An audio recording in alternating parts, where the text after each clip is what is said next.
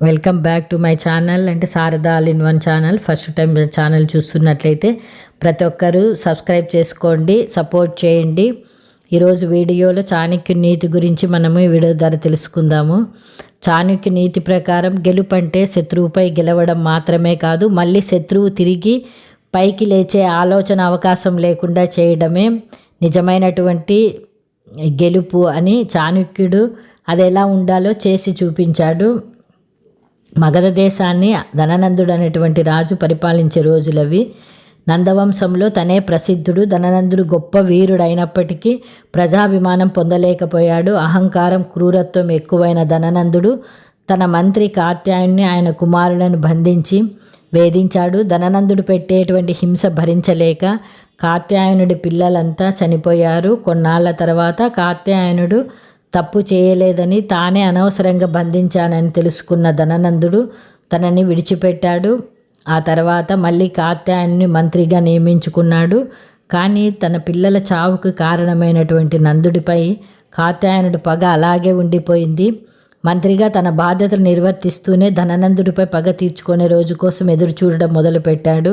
ఏ చిన్న అవకాశం వచ్చినా వదిలిపెట్టకూడదనే పట్టుదలతో ఉన్న కాత్యాయనుడికి చాణక్యుడి రూపంలో అవకాశము ఎదురైంది.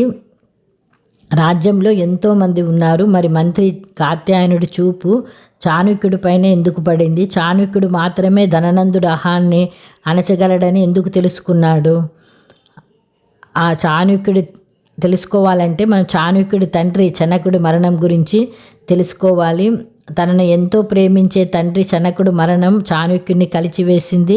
ఉన్నత విద్యాబుద్ధులు, వేదాలు నేర్పించినటువంటి తండ్రి శాశ్వతంగా దూరం అవడాన్ని చాణక్యుడు తట్టుకోలేకపోయాడు. తండ్రి మృతదేహం దగ్గర కూర్చొని ఏడుస్తున్న చాణక్యుడికి ఓ వార్త తెలిసింది.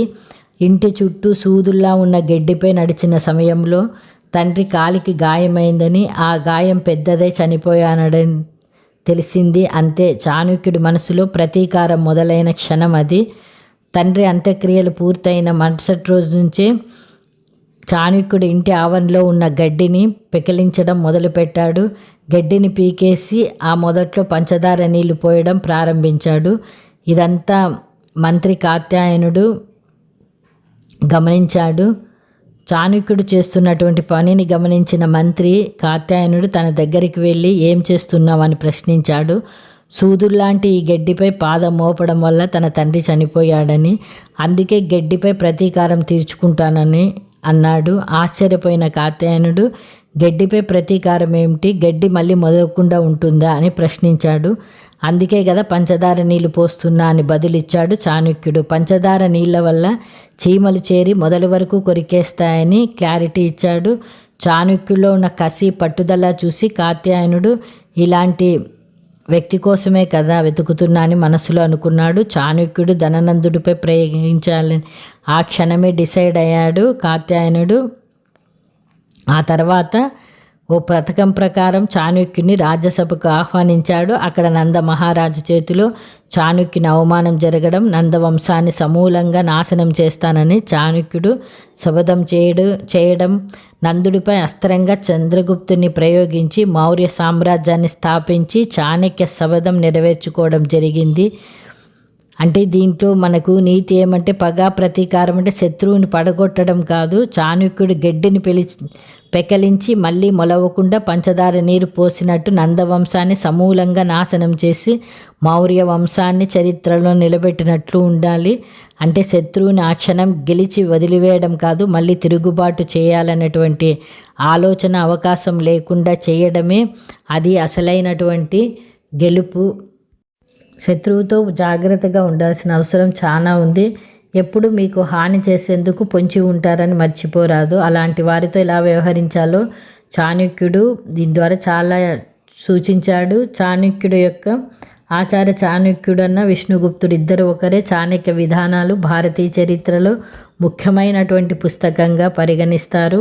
ఇందులో రాజకీయాలు, పరిపాలనలో మార్గదర్శకాలు మాత్రమే కాదు, జీవితంలో ప్రతి అంశంలోనూ విజయానికి చాణక్య విధానాలు చాలా ముఖ్యమైనవి అని చెబుతారు. తమ విధానాలు శత్రువును ఓడించేందుకు కొన్ని సూచనలు చేశారు ఆచార్య చాణక్యుడు.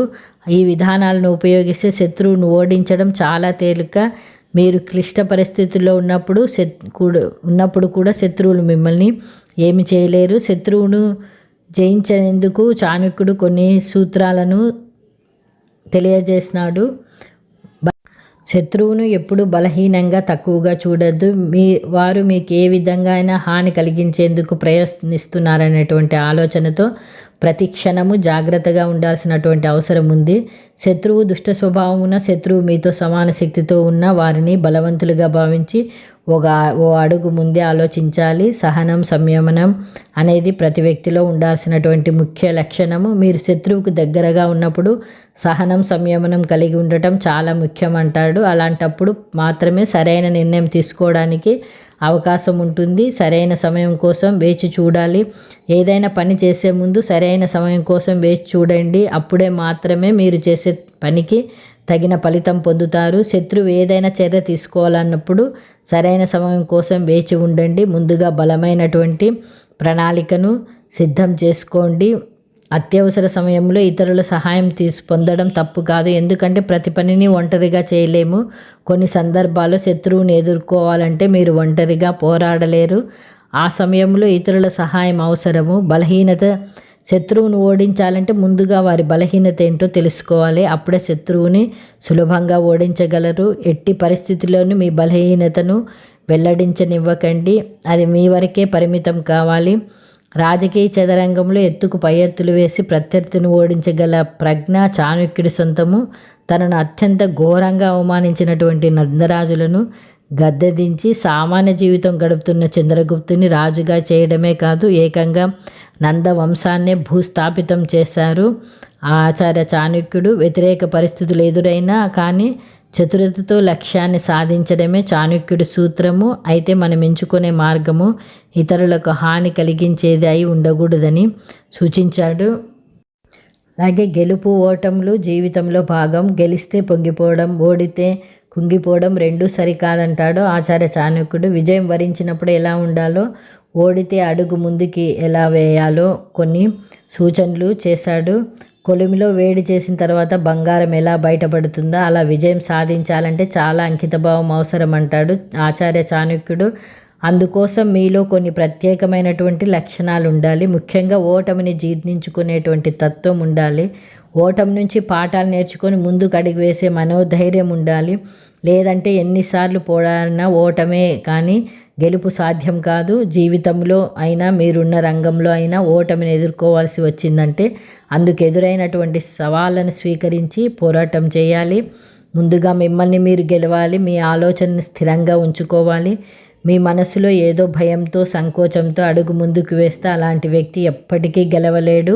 వాస్తవానికి గెలుపు, ఓటమి అనేవి మనసులో భావాలు మాత్రమే. గెలుపు వచ్చినప్పుడు ఆనందంతో ఉబ్బి తబ్బిపై, ఓటమి రాగానే మనసులోనే కుంగిపోవడం తగదు.